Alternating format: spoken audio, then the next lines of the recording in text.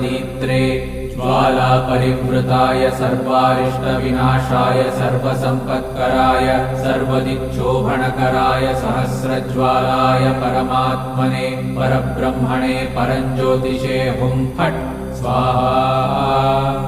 ॐ श्रीं ह्रीं ऐं क्लीं कृष्णाय गोविन्दाय गोपीजनवल्लभाय पराय परमपुरुषाय परमात्मने परकर्म मंत्र यंत्र तंत्रौषधास्त्र शस्त्राणि संहर संहर मृत्योर्मोचय मोचय आयुर्वर्धय वर्धय क्षिप्रारोग्यं च कुरु कुरु सर्वकार्यसिद्धिं कुरु कुरु। ॐ नमो भगवते महासुदर्शनाय दीप्त्रे ज्वाला परिवृताय सर्वारिष्टविनाशाय सर्वसम्पत्कराय सर्वदिक्शोभनकराय सहस्रज्वालाय